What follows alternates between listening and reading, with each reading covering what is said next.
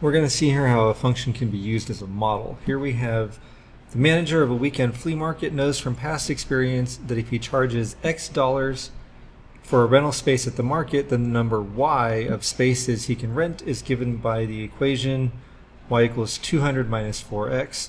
First, we're asked to sketch a graph of the linear function and reminding ourselves that the number of spaces can't be negative, which means what? X is not going to be negative, right? So go ahead and draw a quick sketch of the linear function Y equals 200 minus 4X. Pause the video and go ahead and do that. What you can see is that I've drawn a graph in which the units on the y-axis don't match the units on the x-axis, right? So they're different scales, which is totally fine. What I cannot do is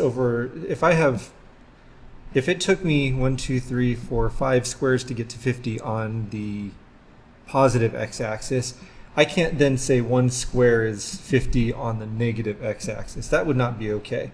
But it's fine to have different scales for the x and y axes. What matters is that the axis itself is internally consistent. Anyway, what I've got is a y-intercept of 0 to 100, and then I didn't count down 1, 2, 3, 4 over 1 for the slope, but what I did was I identified the x-intercept at the place where y would be 0. And I said that the number of spaces rented can't be negative. Also, the rental charge can't be negative. This is, a realistic situation. But here's our graph. Now we're at the point that we actually can analyze the numbers that we have in the function itself. So what does the slope represent? I like to think of things in terms of units. So we know the slope is change in y over change in x, right? Or rise over run. And let's note that the charge X dollars is the charge for a rental space, but that tells me that X is in dollars. And then we are also told that the number Y of spaces he can rent, blah, blah, blah. And so Y is the number of spaces. So if my slope is mixing up my units, or a ratio of units, then the numerator is going to be spaces and the denominator is going to be dollars. So the slope represents spaces per dollar. But what does that actually mean? Notice that the slope is negative. What that means is if our friend, our manager of the flea market, increases the price per rental by $1, then he's going to lose spaces, right? You increase the cost and you're going to decrease the demand, right? This is basically a demand curve. So we might actually say that it's fewer, that didn't look right, fewer spaces per dollar increase in fees, or something to that effect. What does the y-intercept represent? Well, the y-intercept has coordinates of 0, 200. And so if x is 0, then y is 200. Remember, x is $0 and y is number of spaces, right? So if everything was free, $0 per space, then he would have 200 spaces to rent. I mean, it wouldn't be renting if it was free, but what that means is it's the total number of spaces, or the total number of spaces available. And then the x-intercept. The x-intercept is 50, 0, remembering that x is dollars and y is number of spaces. This tells me that if our manager charges $50 per space, then nobody will rent a space. So to put that into words, the x-intercept is the price at which nobody wants to rent a space. And then to tidy all this up, I'll put it into a nice little call-out box there. On to the next. Here we've got the manager of a furniture factory finds that it costs $2,200 to manufacture 100 chairs in a day, and $4,800 to produce 300 chairs in a day.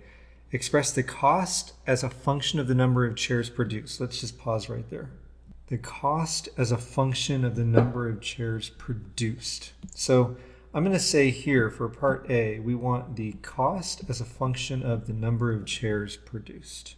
So C is the cost, N is the number of chairs, and if we think about function notation, f of x, we know that x is the input. Now we're told to assume that the function is linear and then sketch the graph, but if it's linear, then we're looking at y equals mx plus b. And m is the slope. So here's the deal. We have, basically, we're given information that can give us 2 points. $2,200, 100 chairs. $4,800, 300 chairs. We can think of those as ordered pairs. We know we're going to want a slope. And remember that slope is change in y over change in x. I'm going through all that because the input variable is the one in the denominator of the slope. And here, the input variable is the number of chairs. So if n is playing the role of x, then we have 2 points. 100 chairs, comma, $2,200. And then the other point is 300 chairs, comma, $4,800. Now notice that I used units everywhere to figure out which was my input and which was my output. With this information, what I'd like for you to do is come up with an equation of the form y equals mx plus b that represents this situation. All right, so the difference in output is 4,800 minus 2,200, so 2,600 in the numerator of the slope. The difference in input is 300 minus 100, so 200 in the denominator of the slope. 2,600 divided by 200 is going to give me 13. I'm going to use for the slope, and then I'm going to use the point xy equals 100, comma 2,200 into y equals mx plus b. Some algebraic steps give me b equals 900. With a slope of 13, I end up with y equals 13x plus 900. This would be my answer for part A. And then a quick sketch of the graph here. I haven't labeled my x-axis. I labeled my y-axis so that you knew where the y-intercept is, and it's got a positive slope, and so this graph is pointing up in into the first quadrant.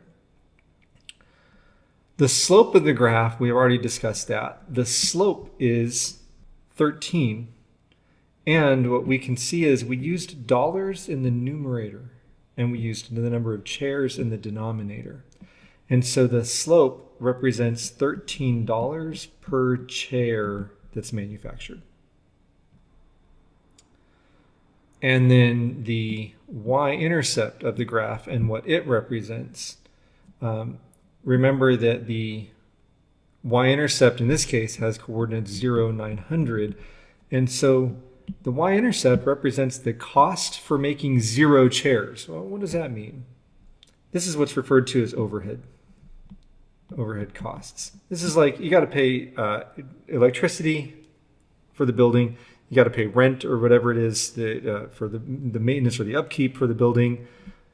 You got insurance that you got to pay all the time. So these are just the overhead costs. If you make no chairs, you're still going to pay $900 a day. So the idea is make chairs and sell them, and then you can make your money.